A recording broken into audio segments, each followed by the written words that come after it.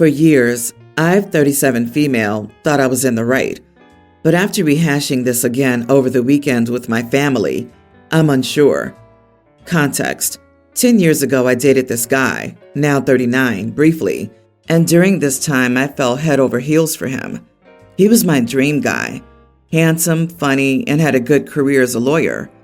One day we met up to talk per his request, and I was ecstatic, as I thought he would ask me to be his girlfriend.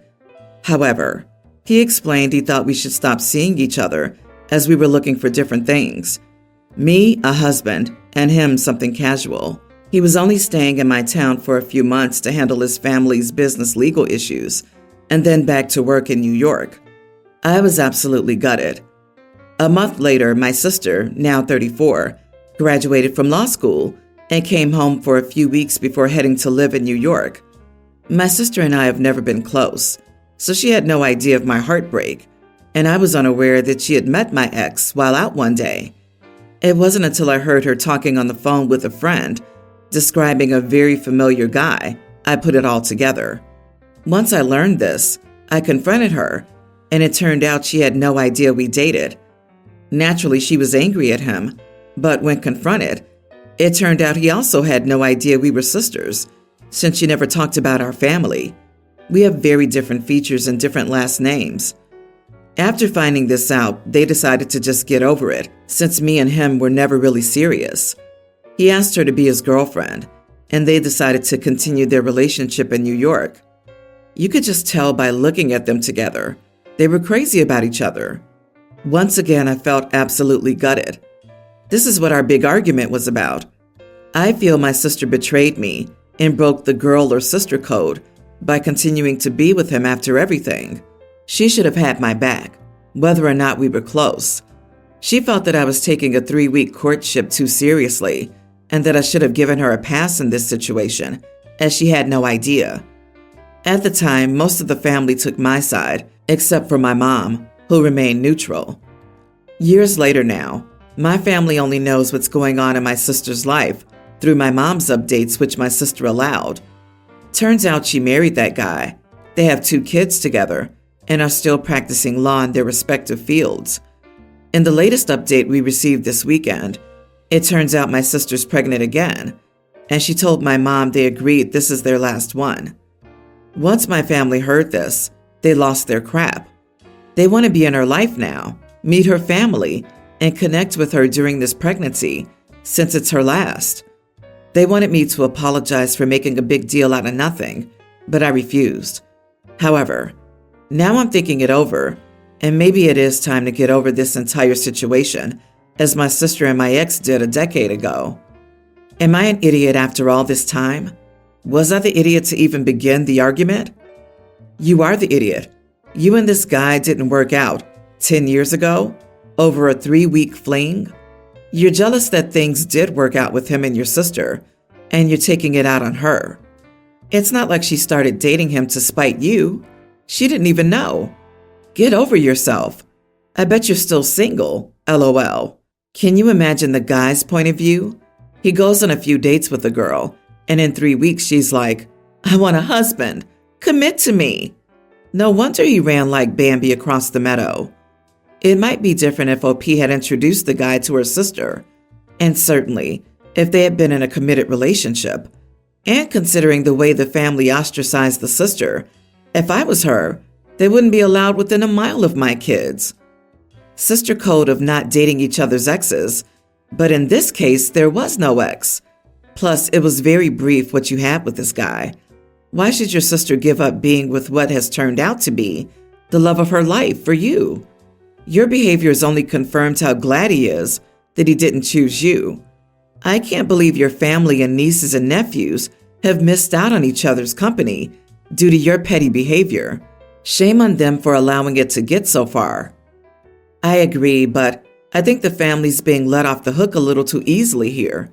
What kind of family goes no contact with someone for 10 years because of one person's perceived slight? I agree OP is the idiot, but it feels like something else is being left out here. She's probably the golden child too. OP, please, for your own good, let this go. Leave your sister be. She's living her best life while you're still stuck in the past. You're still young enough to grow up and move on. Stop being bitter. Start therapy and live your life. My brother got a girl pregnant, basically right out of high school. My parents disowned him because he wanted to stay in the kid's life instead of just paying monthly child support and going no contact. This led him to dropping out of college and working full-time to help support his girlfriend and future kid.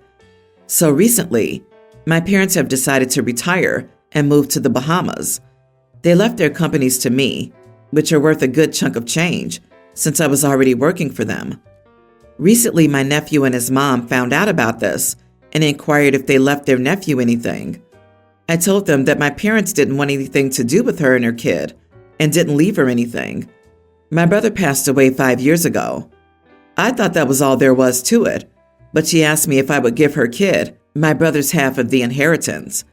For some more context, my parents didn't want my brother to have anything since they believed he couldn't make good decisions as the head of a company. I told her this and assumed that was it since she left. Unfortunately, a few days later, she's been pestering me about doing the right thing and giving the kid his share of his grandparents' wealth, and it's been a massive nuisance. Edit for clarity. It's not legally inheritance. I just called it that because that's basically what they did. I transferred the assets I'd get when they died to me a bit early. You are the idiot. Your parents are the idiots here for not acknowledging their grandchild and trying to make their son reject his child. Now you're following in their footsteps. I don't think I'd give her half, but I think any decent person would want their nephew to grow up without being in poverty and want a relationship with their dead sibling's child. Maybe you could pay a monthly amount for child support or set up a trust fund for college. I'm not sure how old the kid is. Normally I'd say not your problem, it's their money, etc., etc., but you're part of a toxic family and you have a chance to help someone who's been unfairly excluded. And did you have any affection or respect for your brother? This is one of those cases where you're technically in the clear, but you're the idiot, if only by passive association with your parents' cruelty. I disagree. Not the idiot. Your parents' decision is a separate story. Before his death, your brother was responsible for creating a will and estate for his child. That being said, the money your parents gave you is yours to do what you will. Do you have a relationship with the girlfriend? Or did she turn up out of the blue with her hand out? Would your brother want you to help provide something for his child?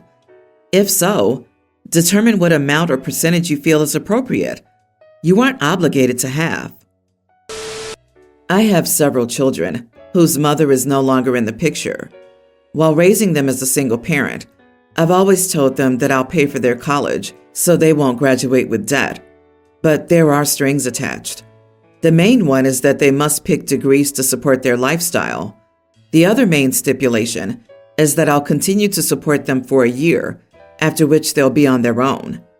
My eldest graduated last year with a degree with which I wholeheartedly disagree. We had heated discussions about their career choice while they were in school, but I was unsuccessful at getting this child to change their mind due to their passion for this field. They're now working in a field that pays about $65,000 a year, with a career ceiling of approximately $85,000. There's not a path to make more in this career in our city and state. I bought them a car as a graduation gift and have been paying for the insurance and maintenance. I've also allowed this child to use my account at the grocery store. I've also been paying my child's $5,000 a month apartment rent and utilities since last year. And now their lease is coming up and they want to re-sign it. When they came to me a couple of days ago, I reminded them that it's been a year and now they're on their own. We got into a heated discussion, which boiled down to the fact that they can't afford to live in the city while working at their jobs. They would have to move so far out that they'll have to find another job when the market's not great. I refused to budge as they knew this was coming, and I wanted to make sure my other kids knew I was serious about them earning their own way through life. During our discussion, I dropped the other shoe, that they're responsible for paying their own way from now on, which includes our family reunion vacation next summer.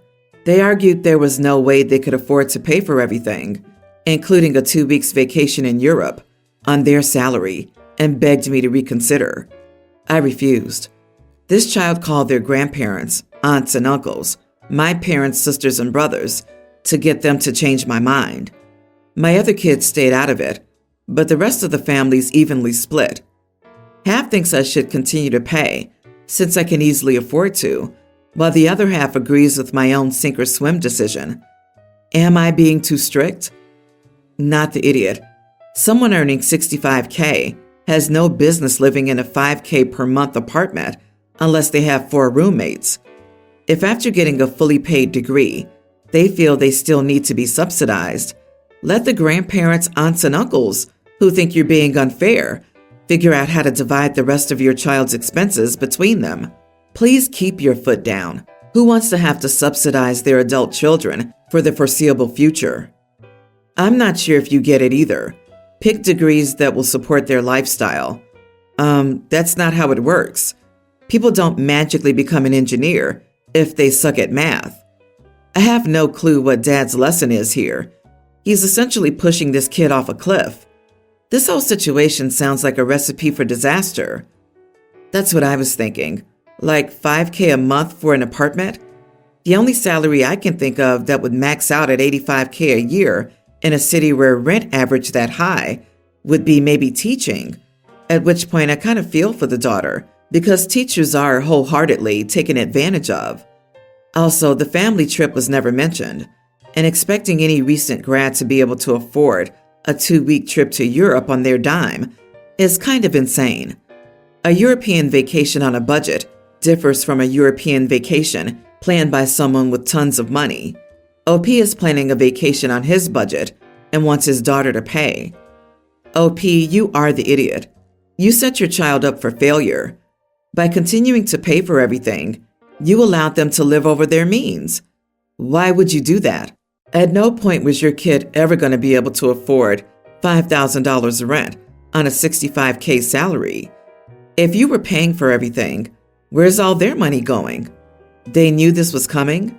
You both knew it, and you have a lot more life experience. So for that reason, you allowed this train to go off the tracks. Get your kid a financial counselor, set realistic goals, and stay out of future financial planning. Me and my husband have 2 kids, Jake, male 22, and Tilly, female nearly adult. Our son still lives with us. He's in a relationship with a girl named Alice, 22, and they've been together for just over 8 months. Around a month ago, Jake asked us if she could move in. We agreed on the condition that she gets a job and doesn't cause any problems. For the first couple of weeks, it was all fine and cheerful. After that, it went downhill. I work nights, and during my break, I noticed I had missed a call from Tilly. At this point, it was like 1 a.m. Jake also works nights, and my husband was out of town. I called her back, and she was upset, and I could hear loud music and other noises. I asked her what had happened and where she was. Tilly explained that Alice invited her friends over to the house, and they were all getting intoxicated, acting crazy, and refusing to leave. I told Tilly to stay put, and I'd come home. I had to leave work, and I immediately drove home. I could hear the music booming from the house 2 blocks away. With how loud it was, I went ballistic as soon as I got through the door and yelled at Alice's friends to leave, or I called the cops. Alice was intoxicated and argumentative. As angry as I was, there was no reasoning with her or having a proper conversation, and she went to sleep. The house was absolutely trashed. I called my husband so we could make sense of the situation. When Jake got home, I told him what happened. I told Jake that his dad and I agreed that Alice couldn't stay here anymore and she needed to be out by the end of next week. Jake protested and said we were being unfair and that it was just one mistake and she deserved another chance. He got really upset and stormed off. Alice moved back in with her parents the next day. Now Jake is talking about moving in with them and is avoiding us. My husband is with me on this, but seeing my strained relationship with my son makes me wonder if we're wrong. A mistake? would be knocking over a vase. I could even see coming back from a night out intoxicated as being a mistake. Hosting a rager at your in-laws' home that you aren't even paying to stay in? That's a conscious choice, not the idiot. You're not wrong. Alice does not deserve another chance. This wasn't a mistake. It was something she did deliberately. What was her next mistake going to be? Didn't she know she couldn't take and pawn your jewelry? She didn't know that your credit cards were for you, not her. She thought taking your car without asking and wrecking it was okay, just a mistake. Your son is finally getting some, so he's willing to follow her to her parents' house rather than admit she's wrong. Let him learn. Yeah, he's an adult, and he can follow her if he finds this treatment towards his sister, parents, and home acceptable. Keep communication open and be supportive in a hands-off way. Tell him your door is always open for him. I have a feeling that a girlfriend that likes to get trashed with her friends while he's at work is going to get old fast. I have a son, Emil, teen, with my ex-wife, Candace. We split up a few years ago, and it's been rough, especially since Candace has become extremely strict with Emil, especially when he started high school. Because of this, Emil spends every other weekend with Candace and her new husband, Aaron. Emil failed one of his courses this school year and has to take summer school. When Candace and Aaron found out about this, they gave Emil a bunch of punishments, the only relevant of which is that they took away his phone for the summer. We bought the phone when we were married, and I paid for the cell data. This Monday, Emil started his summer school course, which takes place physically at a school. I was uncomfortable with Emil traveling to school and back on his own without a way to contact me. I contacted Candace to ask her to give it back to him so that he could be safe. She said no, so I bought him a used one off of eBay and set it up as a blank slate for him to use. I opted for that option instead of a burner because I want this to be a long-term backup in case Candace and Aaron take his phone away for other reasons. This past month has made me realize I'm uncomfortable with him not having a phone, regardless of summer school. I've just spent the whole time worrying about him, but this was the push I needed to finally get him one that Candace can't take away. Taking his phone for periods is one of her and Aaron's favorite punishments. I contacted Candace in order to tell her that if she took his new phone away, I'd call the cops for theft because I had paid for it fully.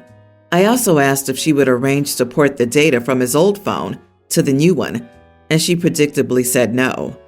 Now she's angry at me for circumventing her and Aaron's discipline without talking to her first, and for taking the nuclear option. I told her that I tried to talk to her about returning the phone for summer school, and she refused. She said that that didn't count, for whatever reason. Now I'm thinking that maybe I went a little too far. Am I the idiot? Not the idiot. Nowadays, a phone is a communication device necessary for safety. You're treating it as such, while Candace and Aaron treat it as a toy or a privilege to be taken away as punishment. You're right to be worried about your son's safety. Aside from that, you can buy your son a phone for any reason. It's your money.